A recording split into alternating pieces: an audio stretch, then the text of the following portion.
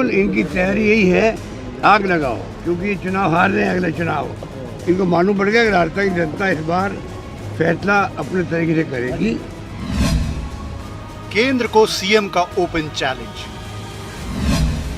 करा लो जांच, हम तक नहीं पहुंचेगी आंच। अगर दम है अमित शाह जी के अंदर तो गृह मंत्रालय को एक कमेटी बनाए, इसकी भी जांच होनी चाहिए। हो तैयार तो खोज लो जिम्मेदार।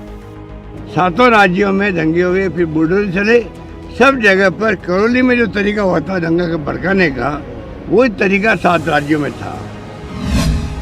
हिंसा नहीं संयोग, बीजेपी का है प्रयोग। उसका फायदा ये आरएसएस बीजेपी वाले उठा रहे हैं, और आप देखो आग लगा रहे हैं सब जगह, एजेंडा बना रहे हैं। बीजेपी का पलटवार, फेल है प्रदेश सरकार। पर राजस्थान में अशोक गहलोत के और कांग्रेस पार्टी के राज में हिंदुओं पर हमले क्यों होते हैं, उनके आस्था के तीर्थ क्यों तोड़े जाते हैं, इसका जवाब किसी के पास नहीं है। जांच पर केंद्र को चुनौती। बात बात पर शर्त और बात बात पर चैलेंज हम भारतीयों ने बचपन से खूब देखा है, खूब किया है। चुनौती में जीत हार, जिंदगी और मौत से महत्वपूर्ण हो जाना आम था। सियासत ने भी बीते कुछ सालों से इस चैलेंज को कुछ इस तरह अपनाया है कि अब याद भी नहीं पड़ता कि उन चैलेंजेस का हुआ क्या। नमस्कार, आप देख रहे हैं प्राइम डिबेट, आपके साथ मैं हूं स्वप्निल। कौन जीता कौन हारा क्या फर्क पड़ता है, सियासत चमकी इतना काफी है। मरुधरा में आज एक नया चैलेंज सुर्खियों में है, सीएम का चैलेंज। बीजेपी को हाई लेवल जांच करवा लो। क्या होगा उस चैलेंज का, आज यही जानने की कोशिश करेंगे प्राइम डिबेट में। प्राइम डिबेट के जो प्राइम सवाल है आपको बता देता हूं। सवाल नंबर 1, अब सीएम ने चैलेंज दिया है, चैलेंज उछाला है केंद्र की तरफ, तो सवाल यह है कि क्या केंद्र इस चैलेंज को एक्सेप्ट करेगा और हाई लेवल जांच करवाएगा। सवाल नंबर 2 है कि क्या ये चुनौती देना या मुख्यमंत्री का ये कहना कि दम है तो करके दिखाएं, क्या ये एक पॉलिटिकल स्टंट है। सवाल नंबर 3 ये भी है, देखिए बहुत महत्वपूर्ण सवाल है, जो लॉ एंड ऑर्डर है, कानून व्यवस्था है, वो स्टेट का यानी राज्य का विषय होती है, तो ऐसे में केंद्र को चुनौती क्यों दी। और मेरे साथ जो गेस्ट पैनल जुड़ रहा है आपको इंट्रोड्यूस करवा देता हूं। अरुण शर्मा जी कांग्रेस नेता हैं, अनीता भदेल जी बीजेपी विधायक हैं, एसपी मित्तल साहब वरिष्ठ पत्रकार हैं। आप सभी का स्वागत है न्यूज 18 राजस्थान पर। अनीता भदेल जी, आपसे शुरुआत करना चाहता हूं। सीएम कह रहे हैं कि क्या घड़ी घड़ी आरोप लगा रही हैं आप या आपकी पार्टी, दम है तो केंद्रीय जो गृह मंत्रालय है वो हाई लेवल जांच करवा ले, दूध का दूध पानी का पानी हो जाएगा। तो क्या आप चैलेंज एक्सेप्ट करेंगे सीएम का या आपकी पार्टी? मैं तो आपको ये बताना चाहूंगी कि सीएम जो राजस्थान के गृह मंत्री भी है ना, वो हर दूसरा स्टेटमेंट केंद्र पर आरोप लगाते हुए देते हैं, क्योंकि उनसे राजस्थान की कानून व्यवस्था तो संभाले से नहीं संभल रही है। उनको बिजली का संकट संभाले से नहीं संभल रहा है, पानी का संकट संभाले से नहीं संभल रहा है, और कानून व्यवस्था की इतनी बदतर स्थिति उनके बयानों के कारण से ही हुई है।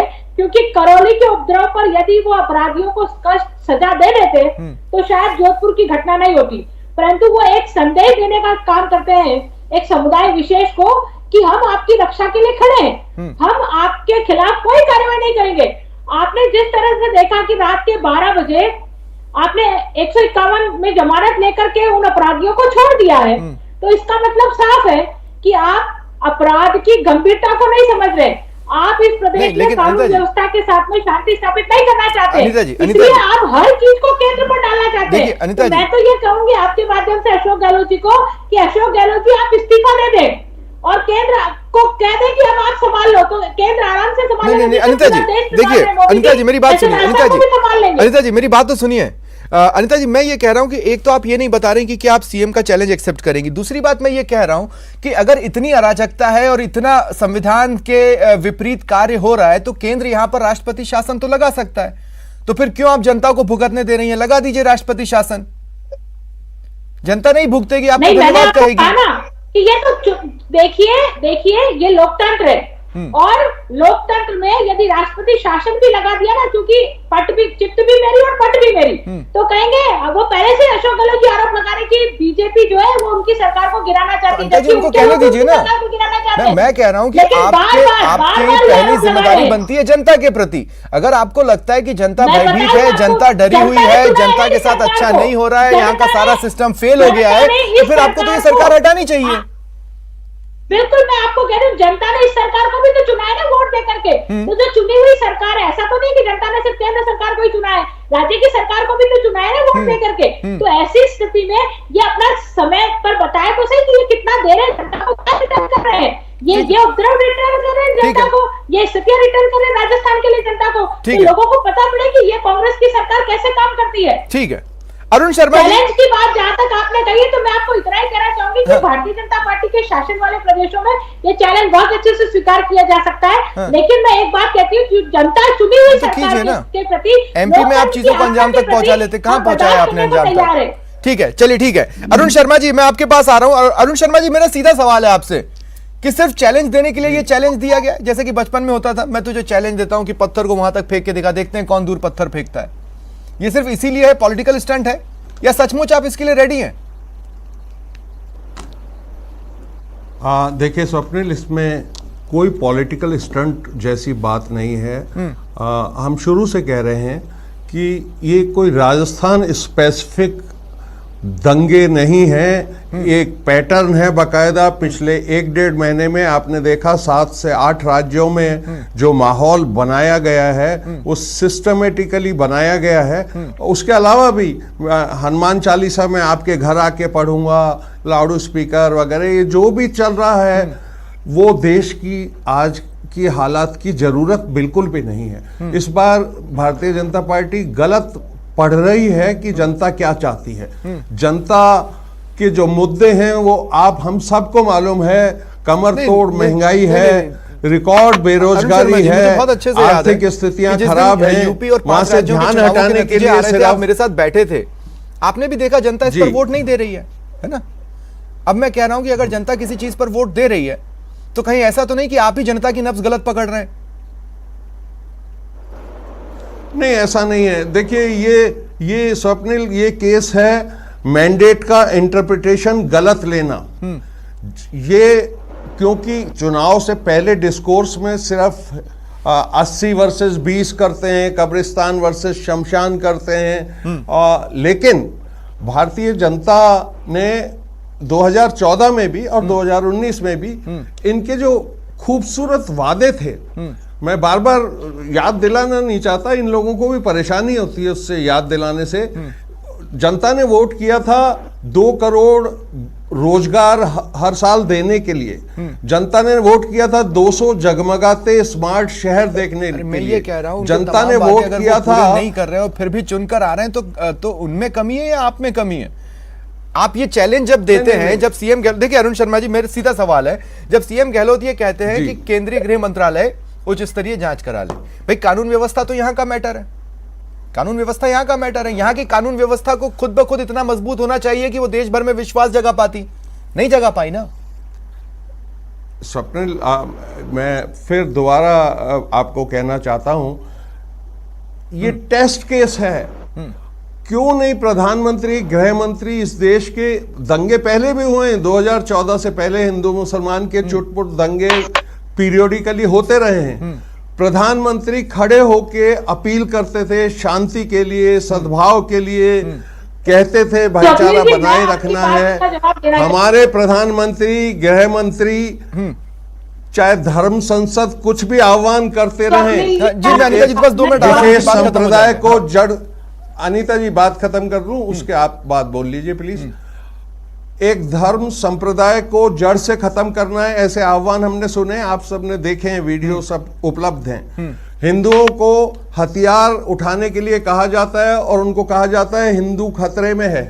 ये किस टाइप की बात है? हिंदू कोई खतरे में नहीं है, और खतरे में है तो आपको शर्म आनी चाहिए। बात आपसे कहना चाहता हूं, 8 साल से आप कोई भी हिंदू या कोई भी मुसलमान ऐसा निठल्ला नहीं बैठा है कि जो भी सियासत पढ़ाएगी और वो पढ़ लेंगे, ठीक है। लेकिन मैं ये जरूर कहना चाहता हूं कि अगर वो हिंदुओं को अपनी तरफ आकर्षित कर लेते हैं तो आप क्यों नहीं कर पाते? आप उसी शिद्दत से सारे धर्मों को एक साथ अपनी तरफ आकर्षित क्यों नहीं कर पाते? ये तो आपको खुद में अंदर खंगालना होगा ना।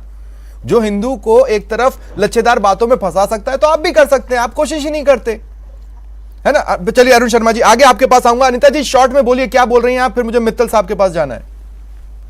मैं अरुण शर्मा जी की बात का जवाब देना चाह रही हूँ। ये कह रहे हैं कि मुद्दों से भड़काने के लिए, तो राजस्थान में जो घटनाएं हुई है, रामनवमी के जुलूस की जो घटना हुई है, किस समुदाय के लोगों ने छतों पर पत्थर जमा किए।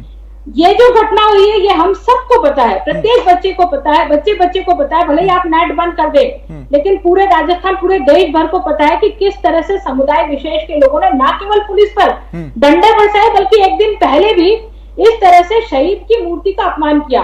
तो आप क्या ये चाहते हैं कि जिस तरह से औरंगजेब के शासन में हिंदुओं पर अत्याचार होते थे उस तरह से कांग्रेस के शासन में हिंदुओं पर अत्याचार होते रहेंगे? आप ये कहना चाहते हैं क्या? ठीक है अनीता जी, आपकी बात आ गई अनीता जी, आपकी बात आ गई। मैं आगे भी डिबेट में आपके पास आऊंगा, एक गेस्ट और बचे, मैं उनको भी डिबेट में शामिल कर लेना चाहता हूँ।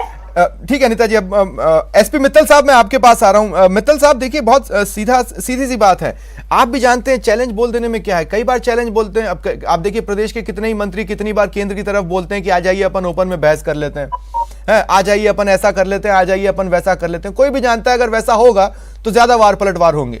तो ये एक रूटीन में बोला गया सेंटेंस है, मुझे नहीं लगता कि इसमें कोई एक्सेप्ट करने वाला है या क्या, क्योंकि अगर ऐसा हो गया तो आप विश्वास मानिए ये एक अलग तरह की बयार बहेगी जो कभी बहती नहीं है।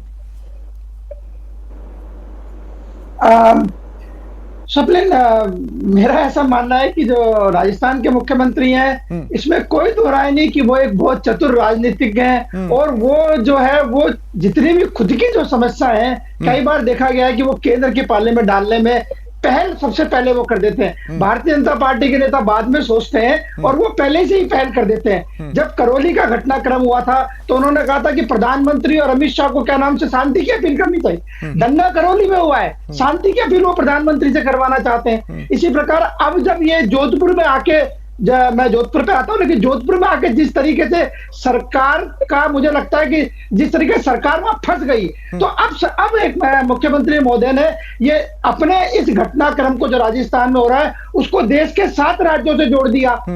अब 7 राज्यों के अंदर यदि मान लो केंद्र सरकार कोई जांच कराती है तो कैसे संभव होगा? अभी अनीता बघेल जी ने कहा कि कानून व्यवस्था का जो मुद्दा, आपने भी कहा कि कानून व्यवस्था का मुद्दा स्टेट का है, भारत सरकार कैसे इस मामले को लेकर जांच करा सकती है? लेकिन फिर भी चूंकि प्रधानमंत्री चूंकि राजस्थान के मुख्यमंत्री बहुत चतुर है, बहुत अच्छे राजनीतिज्ञ है, तो मुझे लगता है कि उन्होंने बहुत समझदारी से इस बात को, क्या नाम से केंद्र के लेकिन मित्तल साहब, क्या हम इस बात को नेग्लेक्ट कर रहे हैं कि हाल के दिनों में ऐसी घटनाएं बढ़ी हैं? इसके पीछे क्या मोटिवेशन है नहीं है हम मोटे तौर पर समझ सकते हैं, लेकिन उसके जड़ तक तो नहीं पहुंच पाएंगे। मैं ये कह रहा हूं कि इसमें गलत क्या है। गुजरात में भी हमने अभी देखा 3-4 दिन पहले एक घटनाक्रम हुआ है, एमपी में भी चल रहा है।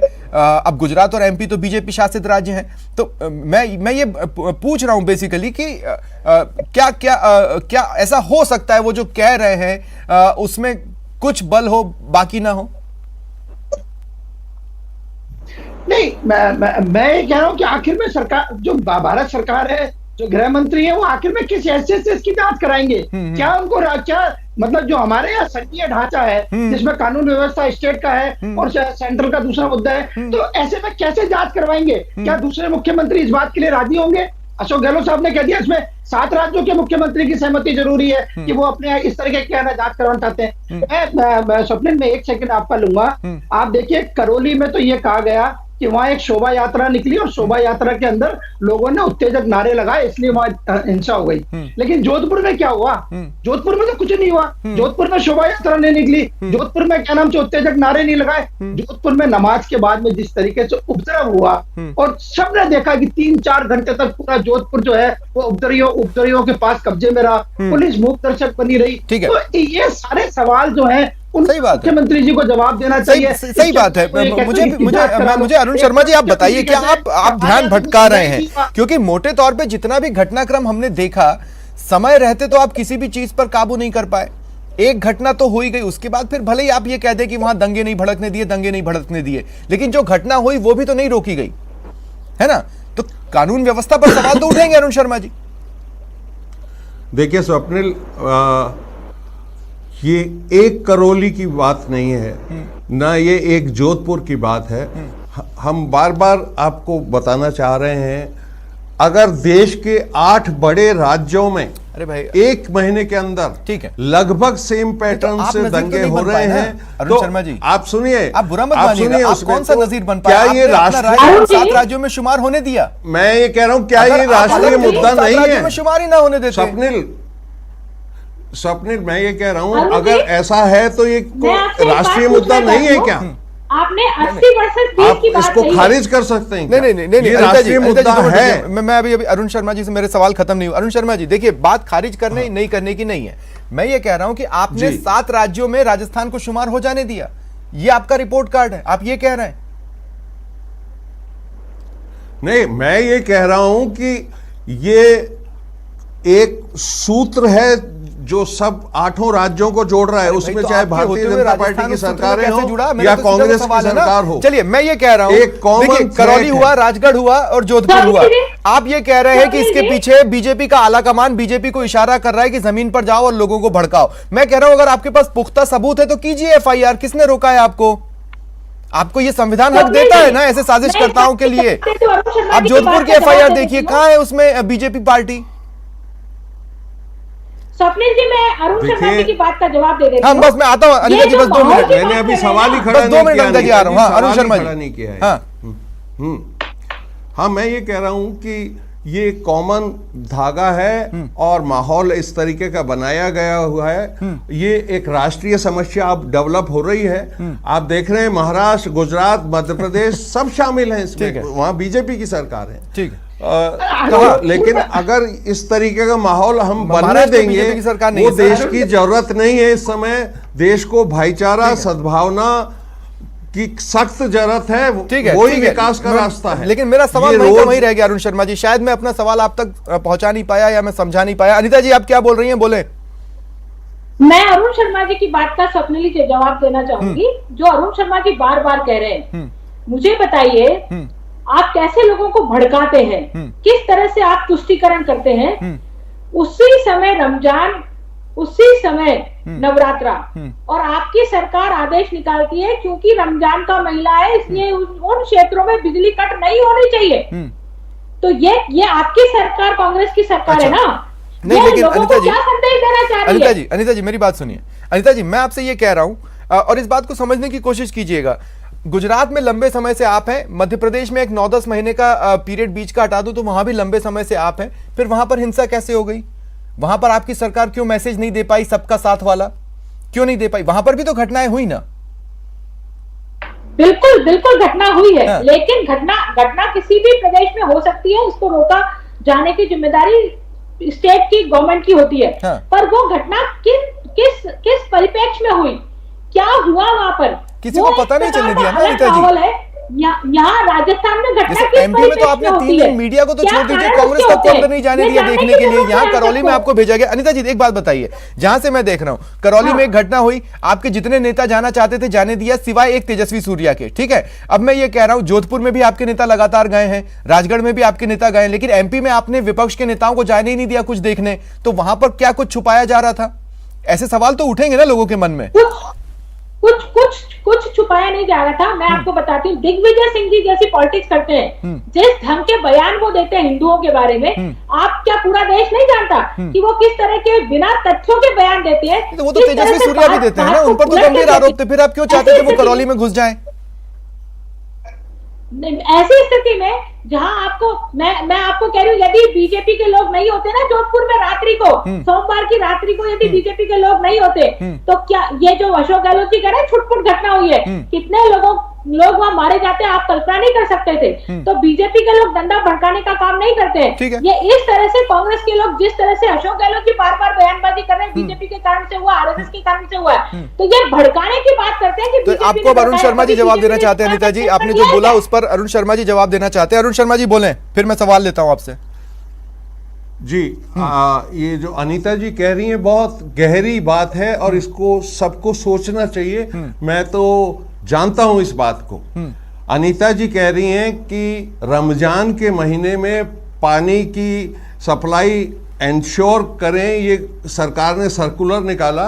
स्वप्निल आप जानते हैं दिवाली, होली, सब त्योहारों पे पानी की सारी नहीं किया सरकारें मैंने, पानी बिजली। की नहीं, मैंने आप बिजली अनीता के जी लिए बात किया, खत्म मैंने करने बिजली दीजिए। के लिए। अनीता जी बात खत्म करने, हाँ। आप बात खत्म करने दीजिए। करिए, आपने करिए। जो कहा वो सुन लिया गया अरुण है। जी। स्वप्निल, हिंदू वो उस तरीके का शख्स होता है, आपने सुना होगा, जो पक्षियों को भी परिंदे लगा के पानी की पूछता है। हमारे यहाँ बहुत पुरानी रिवाज है। आप सुनिए अनीता जी, सुन प्रॉब्लम क्या है ना, आप क्यों नहीं सुन सकती हैं? प्रॉब्लम क्या है, देखिए इस देश में क्या होता है ना, आदेश हो या बयान हो, अगर शब्दों का चयन सही नहीं है तो मैसेज कभी सही नहीं जाएगा। उस ऑर्डर्स में शब्दों का चयन गलत था। नहीं, सारे त्योहारों को उल्लेख किया जाता है, दिवाली, होली, सब त्योहारों पे इंश्योर किया जाता है कि उस समय पानी, बिजली की कोई कमी नहीं होनी चाहिए। पड़ती ना सर। अरुण शर्मा, प्रॉब्लम यह है अगर रमजान भी कह दिया गया है, उस संप्रदाय का 1 महीने का ये भूखे प्यासे रहने का सिस्टम होता है, अगर उसमें पानी के लिए अश्योर कर दिया है, बिजली की बात कह दिया है, ठीक है, चलिए ठीक है, ये हिंदू मुसलमान करने की क्या जरूरत है? समझ वो तो आदेश कर रहा था सर। खैर मित्तल साहब, मैं आपके पास आ रहा हूं। देखिए बहुत सिंपल सा सवाल था। अगर मैं ये कह रहा हूं, एक तो आप सरकार में कोई भी हो, मैं ये कह रहा हूं भाई, चाहे केंद्र में बीजेपी हो या स्टेट में कांग्रेस हो, एक तो आप सरकार में है, तो आपको तो आरोप वैसे ही नहीं लगाना चाहिए, आपको तो एक्शन लेना चाहिए, है ना। दूसरी बात मैं ये कह रहा हूं कि अगर आपके पास कोई सबूत है जो आप कह रहे हैं, जैसे कि अब सीएम साहब या कांग्रेस ये कह रही है कि भाई इसमें बीजेपी के आला कमान के इशारे पर ये हो रहा है, तो आप कोई ये तो नहीं बता रहे हो कि हमें ऐसा लगता है, आप तो ये कह रहे हो कि ये हो रहा है। तो आपके पास रास्ते हैं, कानून रास्ता देता है ऐसी चीजों पर लोगों को लपेटने के लिए। अब अगर जोधपुरी अगर किसी की साजिश है, तो साजिशकर्ताओं का नाम एफआईआर में क्यों नहीं है? नहीं, सबने आप बिल्कुल ठीक कह रहे हैं कि ये यदि सरकार को लगता है कि क्या नाम से इसमें भारतीय जनता पार्टी के नेताओं का हाथ है और क्या नाम से अमित शाह के इशारे पर या जेपी नड्डा के इशारे पर ये सांप्रदायिक दंगे करवाए जा रहे हैं, तो आप उनके खिलाफ कार्रवाई करिए, आप उनके खिलाफ मुकदमे दर्ज किए, आपको किसी ने मना नहीं किया। लेकिन आज जो बयान मुख्यमंत्री ने दिया उसमें एक बात और महत्वपूर्ण कही है, उन्होंने कहा कि चूंकि मेरी सरकार रिपीट हो रही है, चूंकि कांग्रेस की सरकार रिपीट हो रही है, इसलिए ये लोग आग लगाना चाहते हैं। अब मुख्यमंत्री किस भावना से ये बात कह रहे हैं, मुझे लगता है कि जो कांग्रेस के अंदर जो आंतरिक एक जो उनका विवाद चल रहा है, उस पर भी शायद वो पर्दा डालना चाहते हैं। हम देख रहे हैं कि पिछले कई दिनों से राजस्थान की राजनीति में जो उनके प्रतिद्वंदी है सचिन पायलट, उनकी कोई भूमिका नहीं है। अभी 13 से लेकर 15 मई के बीच में जो उदयपुर में चिंतन शिविर हो रहा है, उसकी तैयारियों में उनकी कोई भूमिका नहीं है। उनको एक झुंझुना सा पकड़ा दिया गया है कि वो आर्थिक कमेटी के जो क्या नाम से पी चिदंबरम अध्यक्ष है उसके वो सदस्य होंगे, लेकिन उनकी कोई भूमिका नहीं जा रही। तो ऐसी स्थिति, लेकिन आप उस दिन की तस्वीरें देखिएगा मित्तल साहब, मतलब ऑन अ लाइटर नोट, उस दिन की आप तस्वीरें देखिएगा, मंच पर सब एक साथ खड़े होकर एक दूसरे का हाथ पकड़े यूं आपको नजर आएंगे। हालांकि अब जैसे यही बात है ना, ये टूट फूट की बात आज बीजेपी के हुंकार रैली में भी सामने आई गई पोस्टर को लेकर। खैर एनीवेज, अनीता भदेल जी, मैं एक एक सवाल अब आप सबसे लेने वाला हूं और मैं चाहता हूं आप लोग किसी और के बारे में बोलने की जगह उस सवाल पर बोलें। अनीता जी, मेरा सवाल सीधा है, ठीक है। हाल ही में जेपी नड्डा जी प्रदेश में आए थे, उससे पहले छिटपुट घटनाएं थी, लेकिन जेपी नड्डा जी के जाने के बाद हमने 3 बड़ी घटनाएं प्रदेश में देखी। मैं कह रहा हूं कि लोग ये पूछते हैं कि ये संयोग कैसे हो सकता है, लोग ये नहीं कहते कि ये संयोग है।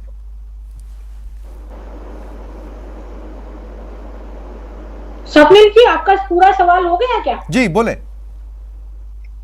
ये आप क्या जानना चाहते हैं, ये संयोग है? नहीं, मैं ये पूछना चाह रहा हूं कि लोगों को इस तरह की बातें करने का मौका इस कारण से भी मिला, या आप पर इस तरह की बातें भी आई, इन पर आपका क्या जवाब है? मैं आपको बताना चाहती हूँ स्वप्निल जी, जेपी नड्डा जी पूर्व निर्धारित कार्यक्रम के तहत आए, है ना, और उनके जाने के बाद में करौली की घटना हुई। कोई भी किसी भी प्रदेश में यदि जाने के बाद कोई घटना होती है तो क्या उसको जोड़ के देखा जाता है क्या? परंतु अशोक गहलोत जिस तरह से चतुराई से अपनी जिम्मेदारियों को, अपने कर्तव्यों को दूसरों के ऊपर डालते हैं, वो हम सब पूरे प्रदेश में जानते हैं, वो जनता को गुमराह करना चाहते हैं। लेकिन जोधपुर में तो कोई आया नहीं, जोधपुर की घटना के बाद, अलवर की घटना के बाद तो कोई आया नहीं, कोई केंद्रीय कोई नेतृत्व नहीं आया। तो इसलिए ये धारणा सिर्फ अशोक गहलोत जनता के मन मस्तिष्क में बैठा करके अपने बयानबाजी के द्वारा अपना ध्यान, जो सरकार के कर्तव्य था, जो बिजली देना था, जो पानी सप्लाई करना था, उनसे ध्यान हटाना ठीक है। अब अरुण शर्मा जी, मेरा सीधा सवाल आपसे है, मैं ये कह रहा हूं कि अगर आप ये कहते हैं कि कोई साजिश कर रहा है, तो वो आपके नीचे अपनी साजिश को अंजाम तक पहुंचाने में सफल हो रहा है। अगर किसी ने इंस्टिगेट किया तो वो आपकी नाक के नीचे वो करने में सफल रहा, तो ये आपकी व्यवस्था का फेलियर क्यों नहीं है? आपकी व्यवस्था का भी फेलियर है ना, आंशिक मानिए, आप तो आंशिक भी मानने को तैयार नहीं है।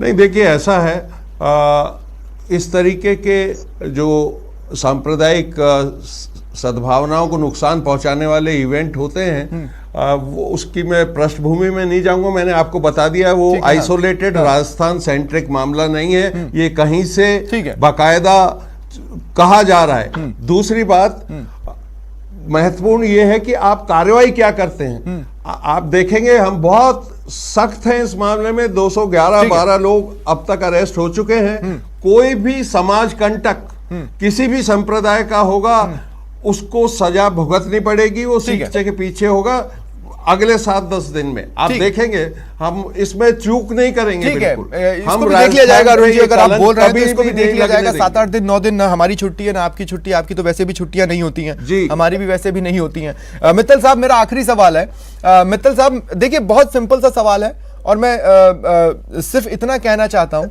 कि अगर 90 की दशक के शुरुआत का एक हिस्सा हम छोड़ दे तो राजस्थान में कभी भी मजहबी आधार पर वोट पड़ते मैंने तो नहीं देखे।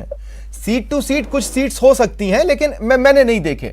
अगर ये किसी का एक्सपेरिमेंट है तो विश्वास मानिए उस एक्सपेरिमेंट को सफल होना ही नहीं है, क्योंकि मरुधरा की माटी उस तरह से चलती ही नहीं है। मित्तल साहब।